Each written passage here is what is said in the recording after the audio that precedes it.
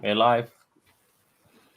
Good afternoon, good evening, and good morning from wherever you are, and welcome to our review of She-Hulk, Episode 5, the lawsuit thing. I don't know what the title of the show is called. Who cares?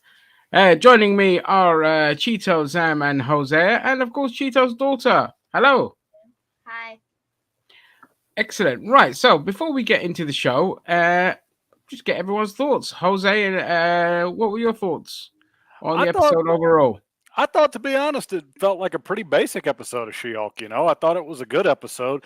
This is, I think, our second episode where there was no fight sequence at all.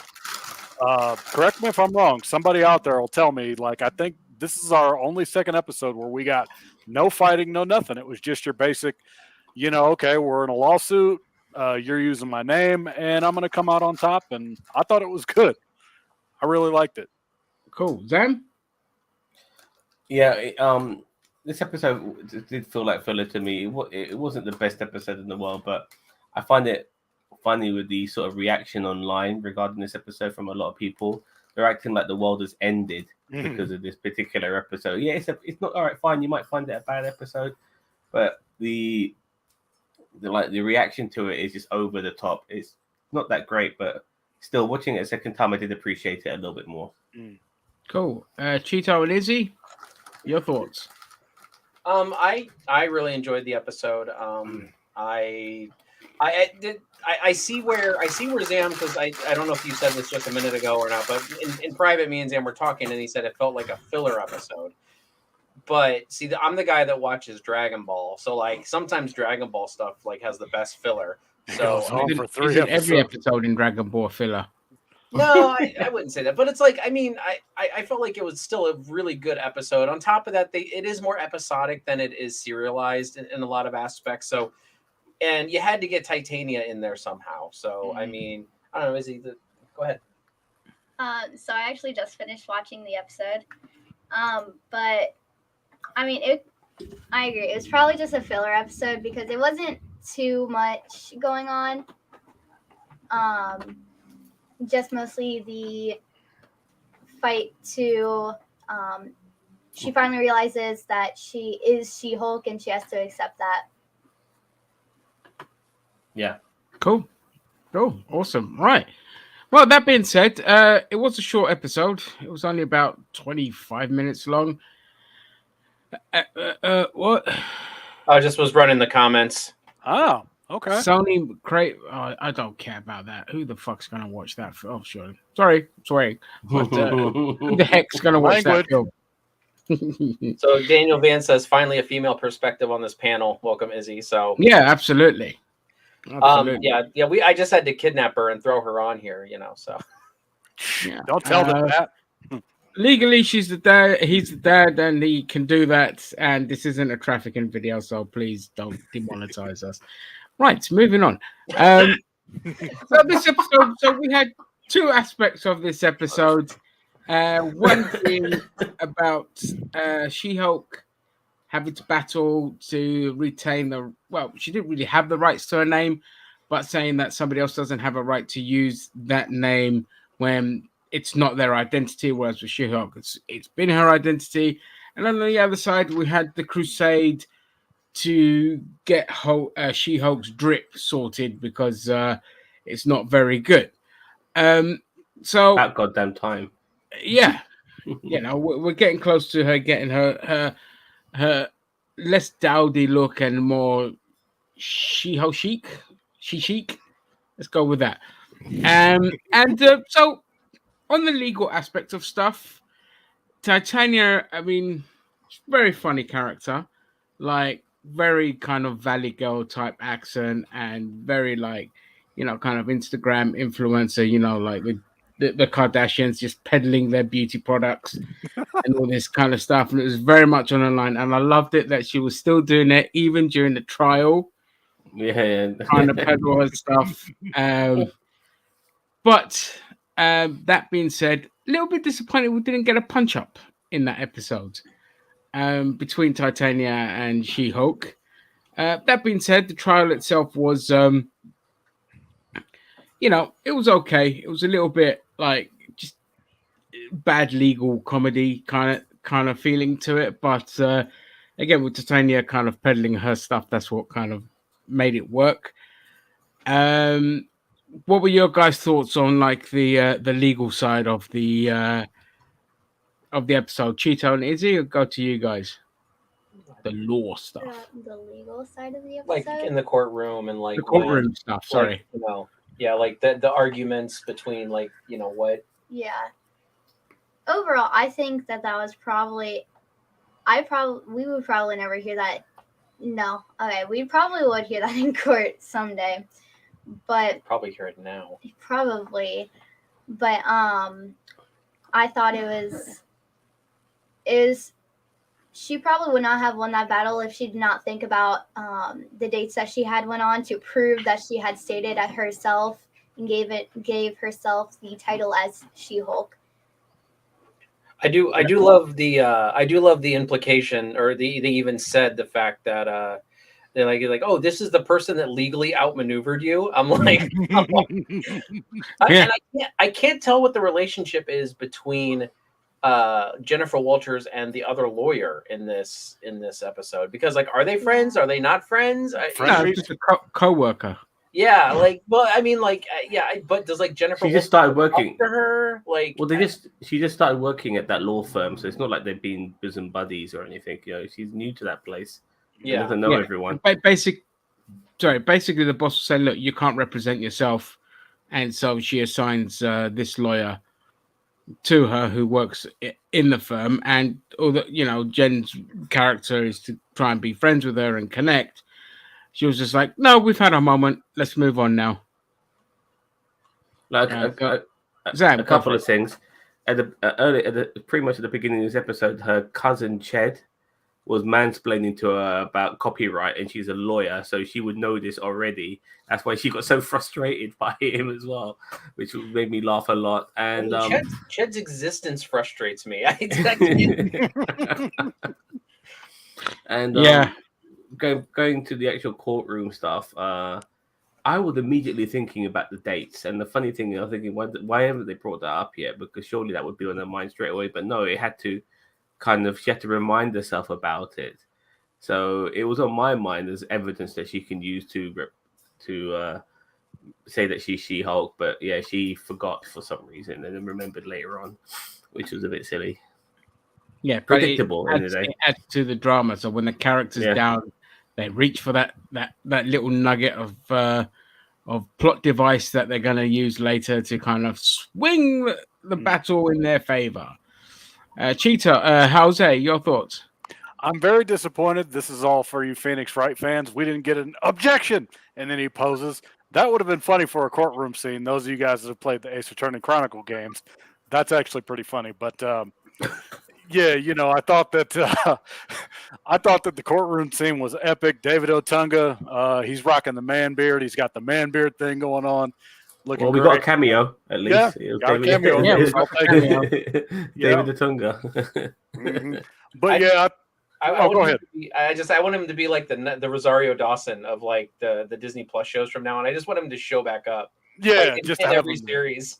Yeah, it'd be great just for gigs. But yeah, I thought that it was a great scene, and she was like, I never thought that I would have to kind of go through this kind of thing, and then she's like, well, I got to do what I got to do to win, just to get this out the way, because there's other things that I got to deal with. So yeah, I thought the courtroom scene was the best part of the episode. Yeah, she was like, what would she say at the end of it? Like, I'm going to need a lot of therapy after this or something like that.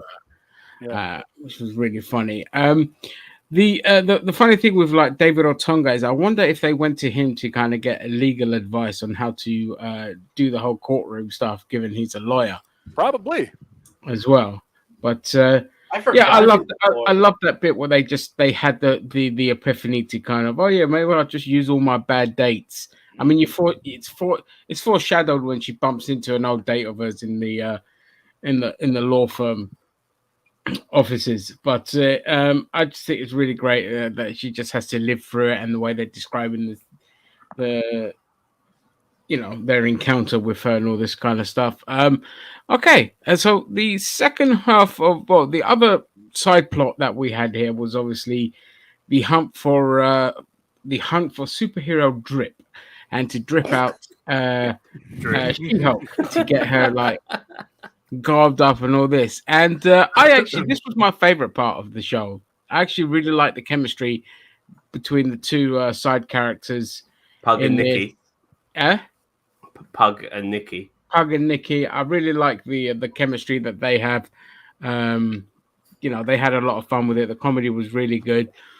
Little bit surprised they went down the kind of gay stereotype for the fashion designer.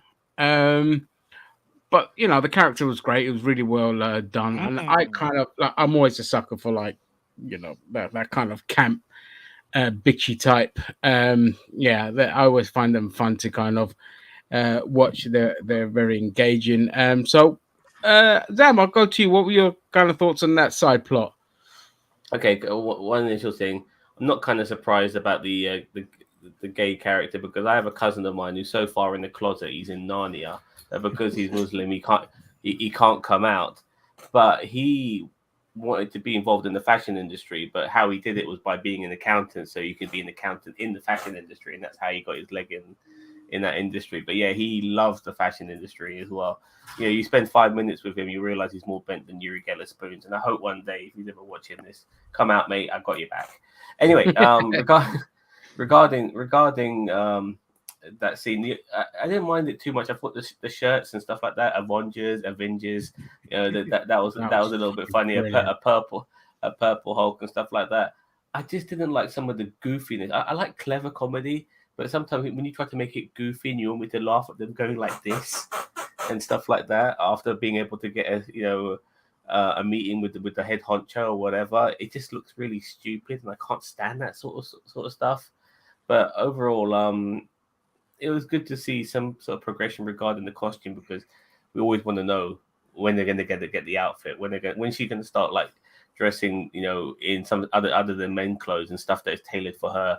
So I'm glad we're going down that route, and obviously with the tidbit at the end as well, which was a nice touch, but we can talk about that a bit later. Yeah, we'll get to that at the end. Jose. Yeah, I thought the scene where they're like dancing and they're celebrating and the guy's like, I could still see you. I thought that felt kind of, to me, a little bit forced. It was like, okay, yeah, you do this dance number. It didn't feel that funny to me. But aside from that, I really did enjoy the chemistry between Pug and what's her name? Nikki. I thought that they were great side characters. I would have liked to have seen like the Iron Mans, because you know how people still talk about like Jordans and Adidas and that kind of thing with shoes. Iron Man Freeze. It would have been cool if they would have did like a concept art of like the shoes, and then it would have been like, oh, okay, cool. So they did like Jordan kind of shoes or whatever. That would have been cool. And if there was ever a time for a Stan the Man cameo, if he was still with us, I think it would have been funny to see Stan the Man as like one of the fashion designers or whatever. I miss Stan. Yeah, I think it would have been funny to have him as a designer if he was still here with us. But God rest his soul. Miss you, Stan. Yeah. Cool. Cheeto and Izzy? I really like the interaction between Prometheus and Nikki. But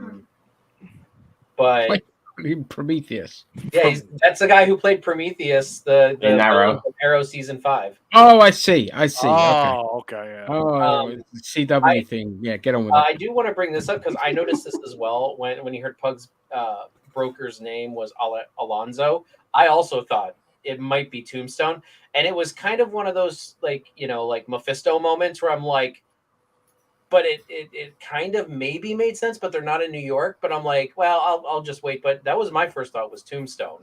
But other than that, I mean, it was fun. It was definitely a fun. As I said, the side characters definitely have some great chemistry. I didn't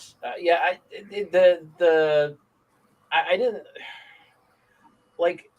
I know it's more real life that there's like rip-off merch for like the Avengers. But it's just like, I don't know. It just felt a little forced. I don't know. Like that's the part. I mean, the dancing was kind of stupid, but like the rip-off merch felt a little bit more forced to me. I'm kind of like, yeah, Thor holding a version of Thor holding the shovel. Pink Hulk. I'm like, oh man, the neckbeards are going nuts with a pink Hulk. You know what I liked? I liked is like the part where Nikki was speaking Chinese to that guy, and he goes, "I'm not Chinese." Yes, I love that part too. I laughed so Yeah. much. I love. Yeah, I just said we weren't cops. Yeah. I just said we were cops in Chinese. What the hell's wrong? Oh, brilliant. Is he? I don't really Oh, have anything. okay. Yeah, she's You good. really said most of it. Oh, fair enough. So yeah, that was it overall. And then we had a nice little reveal, which I'm gonna go on record as saying this is crap fan service, but we had the reveal of Daredevil's helmet. Oh, that's And what that it's was. yeah, it's his origins costume, which I think is honestly terrible fan service because that costume is an Awful. abomination. It Yeah. is one of the worst costumes. In fact, it is the worst costume of any main character, and it's bad fan service, and they shouldn't do it. And it makes no sense to do it, and it's just another step of just the Disneyfication of Daredevil that I worry about. What were your guys' thoughts? Yep, Cheeto, Izzy. Oh, I'll go sorry. to I you. just was going to jump in. I agree with you. That outfit is horrible, and them trying to make it look okay in a Daredevil costume is also horrible. And honestly, like, why is Daredevil in LA? I thought the reason why Daredevil wanted to would say show that, up yeah. is because she had a case like in New York that she had to fly to. You know what I mean? Like, Yeah, so why is maybe Daredevil flew to LA? Okay, whatever. But still, it's like it kind of would have been fun to see She-Hulk go out of her element into into New York rather than LA, because we had that one guy she was on the date with an episode or two ago who said, oh yeah, I'm a New Yorker. I've been, how long did you live there for? Oh, like 14 months. And he's like a diehard New Yorker, and I like I don't. I agree with Ginger that this is seeming more and more like hand-fisted fan service, and I kind of do worry about it. I'm not as opposed to a PG-13 Daredevil as some of you guys are, but again, I also want it to be good, And if they're gonna hand-fist it like this, I'm kind of just like, yeah, no, and that, yeah, the yellow, no. Anyway, yeah. anything to He's add? probably there to get the costume designed and then to try it out, and that's why we see the cameo. Maybe I don't know, but it makes no sense. It just doesn't make any sense. I agree with you guys.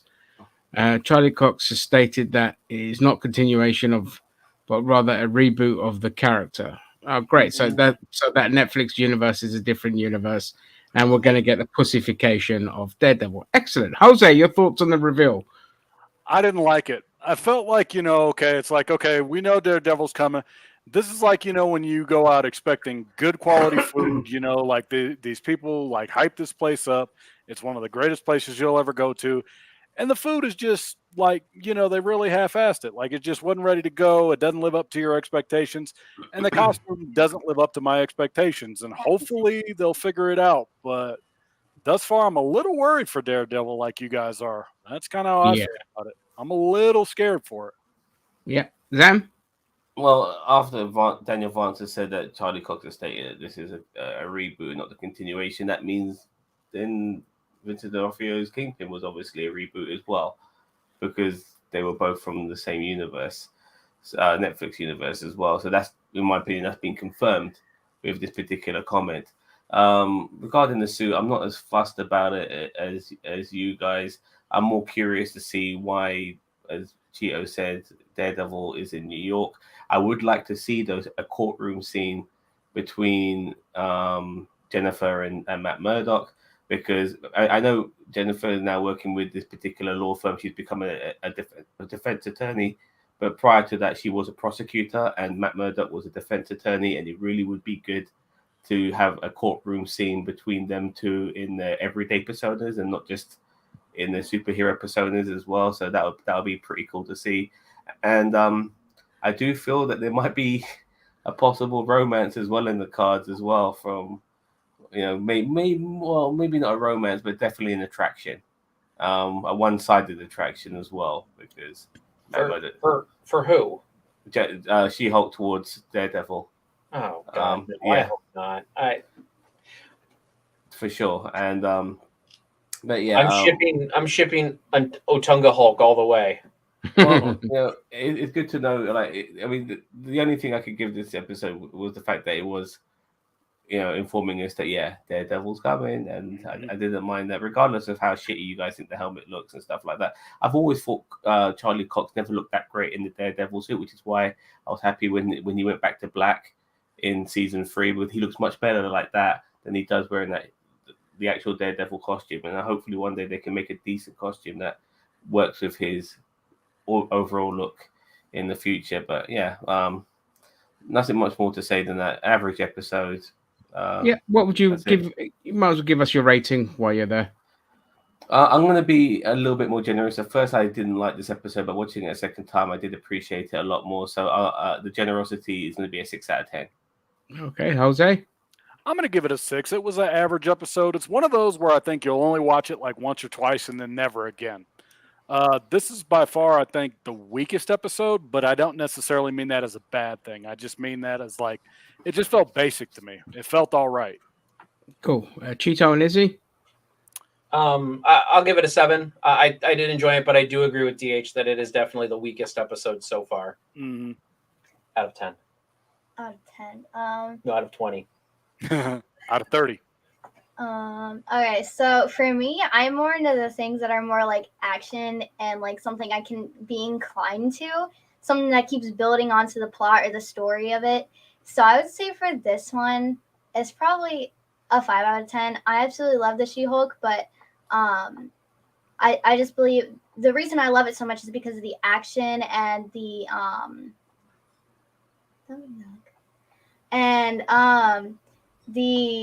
amount of female leadership that is shown inside of it. But I just feel like in this, there wasn't too much action to it. So overall, about 5 out of 10. Cool. Jake, get your ratings and quick thoughts on the episode. Yeah, sorry about running late here. I would say that I've actually really liked it for as short as it was. I would have liked a little more content in general. It was a little too short, but I did enjoy it. The subline with her getting a costume was kind of funny. I really do like the side characters. Pug is great. But the main line was just great. Just her embarrassing the crap out of herself to win a court case, I thought was just kind of funny and interesting way to do it, and really brings back into the focus this is a law show. So of course her big showdown with her villain has got to be in the courtroom, and so I thought that was fantastic. I'm going to go ahead and give it an 8. Like I said, it was just a little bit short, and maybe a third plot line in there would have worked for me. Cool. Before you go on, I just want to say, absolutely unforgivable that we didn't get an end credit scene. You give us 4 fucking episodes. Oh, pardon my French. 4 episodes with end credit scenes, and you give the 5th one without. I was going to mention that too. Yeah, no post credit scene. What's up with that? Yeah, made no sense. But give us all or nothing. That's right. All or nothing. Promises post credit scenes every episode. Marvel, why? Okay, I'm done. That's right. 2 out of 10. Mm-hmm. Yeah, 2 out of 10 because I didn't get my end credit scene. I'd give this a 7 out of 10. It definitely felt more like a filler episode, but we did get the courtroom stuff, which got better, but it was. I didn't feel it was great. But I loved all the side plot stuff. Was great. The characters with Pug and Lizzie or Izzy, their chemistry is really, really good. So yeah, I enjoyed this episode. I'm enjoying the show overall. It's just it's just good comedy. And nothing else to it apart from that, first episode, which was an abomination, but the rest of it, pun intended. Pug's shoe collection was quite interesting. Dr. Doom thing, Cyclops, Deadpool, Scarlet, Spider, and many more. Yeah, there was but that was only, and everyone's losing their minds about that with Deadpool, but it's like, it's concept art. Like, it's concept art from the episode credits, you guys you can't go like, oh my gosh, Deadpool, they mentioned Deadpool. That's like, yeah, guys, no, that's just concept chill. art. Yeah, you're probably just having fun. Don't get overexcited. Until I see a laser beam fly across the thing, I won't. Everything's just twisting things. Not twisting things, stoking things to get people excited. But unless I see an actual X-Man, I don't really care. Okay. So, sorry, Andrew. I would have put that Daredevil bit at the end as the post credit scene, and then people would have lost their excrement over it for sure. I think you're you know right. what I mean? Yeah. Cool. All right, guys. I want to end it there. I don't want this video to go on any longer. Thank everyone for joining us. Izzy, special guest, thanks for joining us and for giving us a female perspective on the episode. Jake for jumping in. Jake the Late, we shall call him. Jake the Late Roberts. But that is life. And yes, Vance, you already mentioned about Deadpool 3. I think that's more to do on the gaming side of it, or is it the film side of it? I can't remember. You can check out our news about that, by the way. We did a news video earlier, so. All right, cool.